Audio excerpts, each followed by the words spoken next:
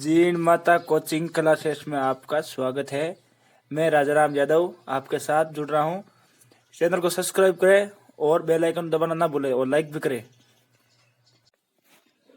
वृक्षों की आयु का अध्ययन क्या कहलाता है? इसका आंसर है डेंड्रोक्रोनोलॉजी। सबसे मजबूत काष्ठ कौन से पौधे की होती है? तो इसका आंसर है सागवान। इसको हम टीक भी कहते हैं। इसका वानस्पतिक नाम टेक्टोना ग्रैंडिस है। बहुत ही मजबूत काष्ठ होती है, काष्ठीय पौधा होता है ये।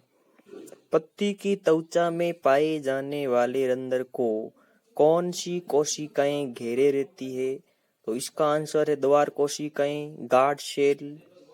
एक रंध्र को दो द्वार कोशिकाएं घेरे रहती है और एक बीजपत्री पौधों की त्वचा के अंदर जो रंध्र होते हैं उनकी द्वार कोशिकाएं डमलाकार या मुग्धाकार होती है। द्विबीजपत्री पौधों में ये वृक्काकार होती है। जब ये कोशिकाएं स्फीत अवस्था में होती है तो रंध्र खुल जाते हैं। रंध्रों के खुलने और बंद होने में पोटेशियम आयन महत्वपूर्ण भूमिका निभाता है। राजस्थान के जलीय आवासों में पाए जाने वाले कोई एक कीटाहारी पादप का नाम बताइए। तो इसका नाम एक है यूट्रिक्यूलेरिया। इस पौधे में पाचन ग्रंथियां पाई जाती है और कोई भी कीट आता है उसका पाचन आसानी से ये पौधा कर लेता है। तो यूट्रिक्यूलेरिया होते हैं, इसके अंदर डाइजेस्टिव ग्लैंड होती है। पोलियो वायरस में कौन सा आनुवंशिक पदार्थ पाया जाता है? तो इसके अंदर बच्चों सिंगल स्ट्रैंड आरएनए होता है। पोलियो वायरस में साक और सेबिन इसकी वैक्सीन होती है। टोबैको मोजेक वायरस में कौन सा आनुवंशिक पदार्थ होता है? तंबाकू पौधे को संक्रमित करने वाला वायरस। इसमें सिंगल स्ट्रैंड आरएनए पाया जाता है। तंबाकू मोजेक वायरस की ही सबसे पहले खोज की गई थी। डीजे इवानोव्स्की ने 1892 के अंदर इसकी खोज की थी। अगुणित गुणसूत्र संख्या को क्या कहते हैं? इसका आंसर है संजीनिया जीनोम। यानी कि मानव की कोशिका में उपस्थित 46 गुणसूत्रों में से उनका आधा 23 गुणसूत्र संजीन या जीनोम कहलाता है। तो इसकी परिभाषा होती है अगुणित गुणसूत्रों की संख्या को संजीन या जीनोम कहते हैं।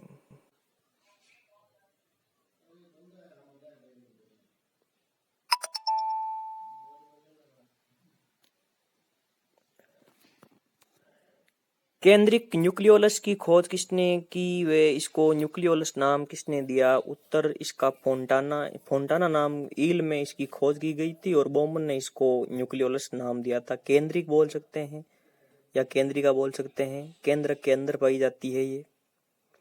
इसकी खोज फोंटाना ने की थी और बोमन ने इसको नाम दिया था न्यूक्लियोलस। फोंटाना ने ईल की कोशिका में इसकी खोज की थी।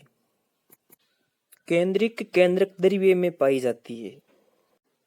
आप इस वीडियो के अंदर जो भी क्वेश्चनों का स्टडी कर रहे हो, ये आपके लिए पटवा, राजस्थान पुलिस, रीट आदि जो एग्जाम होते हैं, कंपटीशन एग्जाम, उनके अंदर आपकी बहुत सारी सहायता करेंगे। ये ऐसे ऐसे प्रश्न हैं जो एग्जामों में पूछे जाते हैं। बायोलॉजी के क्वेश्चन हैं, जरा ध्यान से इनको पढ़ना, जरा ध्यान से इनका मंथन करना है आपको और अपने मस्तिष्क के अंदर इनको उतार लेना है।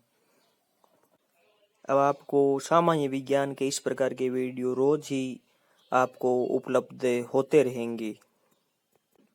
अगर आपको हमारे वीडियो अच्छे लग रहे हैं तो आप इस चैनल को, जो जीण माता कोचिंग क्लासेस है, इसको सब्सक्राइब जरूर करें, आगे शेयर करें वीडियो को और ज़्यादा से ज़्यादा इस वीडियो को लाइक करें।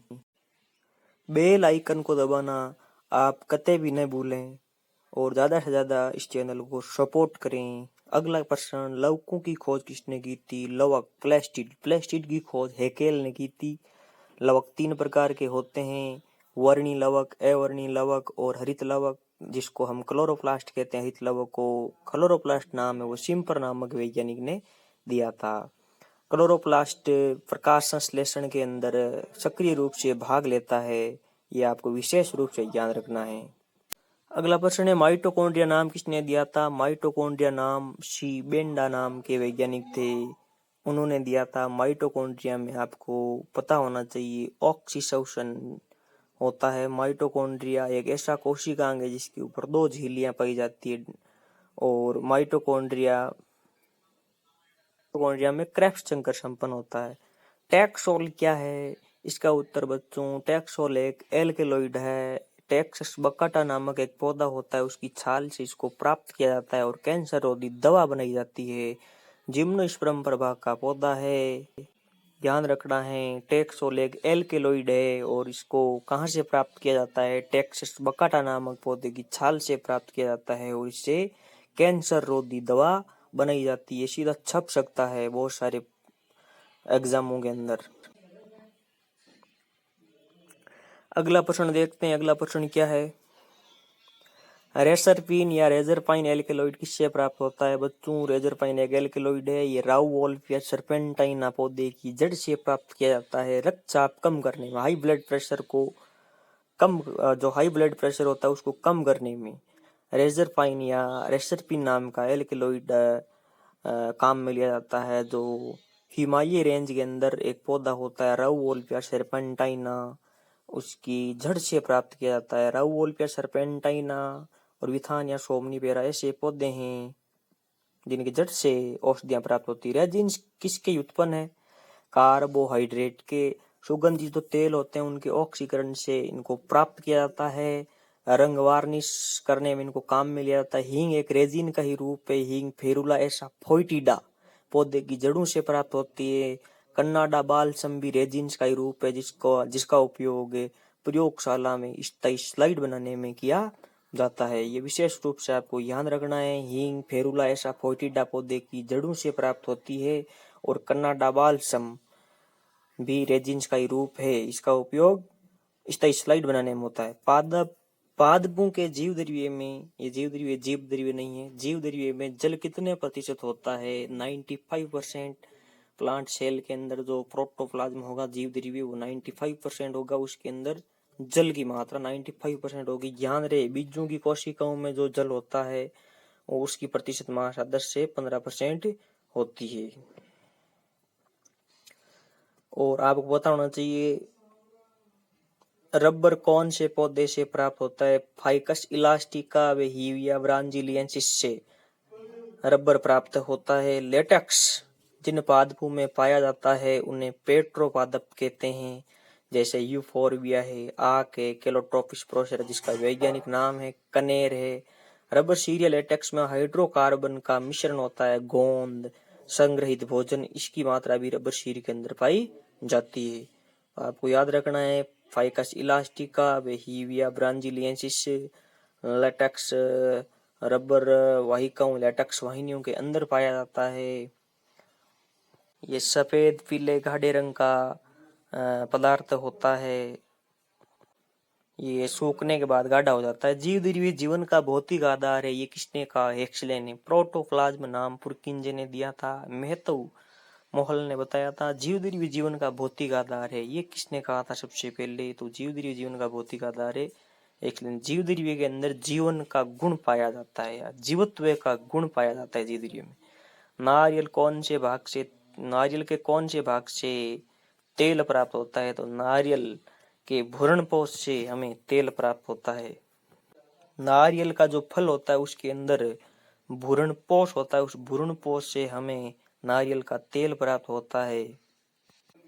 नारियल की जो मध्य फल भित्ति होती है उसका उपयोग दरिया चटाइयां बनाने में किया जाता है। अगला प्रश्न है, पादप जगत के सरीसृप किसे कहते हैं? तो टेरिडोफाइटा प्रभाग के पौधों को पादप जगत के सरीसृप कहते हैं। इनमें संवहनी ऊतक विकसित हुए थे सबसे पहले। थैलोफाइटा ब्रायोफाइटा के अंदर संवहनी ऊतक नहीं थे, जाइलम फ्लोएम नहीं थे। ये अपुष्पी पौधे होते हैं, टेरिडोफाइटा होते हैं, ये अपुष्पी पौधे होते हैं और संवहनी ऊतक विकसित हुए थे सबसे पहले। इनकी जो मेन पीढ़ी होती है वो बीजाणु उद्भिद पीढ़ी होती है। जो मेन पादप का प्लांट बॉडी होती है वो बीजाणु उद्भिद पीढ़ी होती है। इसके बाद हम अगले प्रश्न की तरफ बढ़ते हैं। अगला प्रश्न है, चिलगोजा क्या है? पाइनस जिरार्डियाना एक ये जिम्नोस्पर्म का पौधा है, पाइनस जिरार्डियाना। इसके भुने हुए बीजों को चिलगोजा के नाम से खाया जाता है। और साइकस एक पेड़ है जिम्नोस्पर्म का, उससे साबूदाना बनाया जाता है। साबूदाना में कार्बोहाइड्रेट काफी मात्रा में होता है। तो जिम्नोस्पर्म के दो पेड़ है, एक है साइकस, एक है पाइनस, जो बहुत ही महत्वपूर्ण है, इम्पोर्टेंट है, प्रसिद्ध है। इनके बारे में आपको ध्यान रखना है। इसके आगे हम बढ़ते हैं अगले प्रश्न में। एजोला जल फरन के साथ कौन सा साइनोबैक्टीरिया सहजीवी संबंध बनाकर रहता है?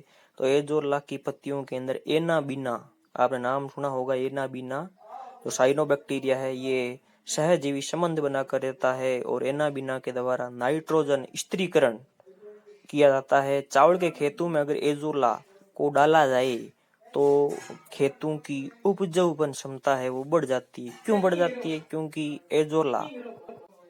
क्योंकि एजोला की पत्तियों के अंदर एनाबीना जो शैवाल है ये नाइट्रोजन स्थिरीकरण करता है। एजोला की राख कृषि में उपयोगी है क्योंकि इसमें पोटेशियम तत्व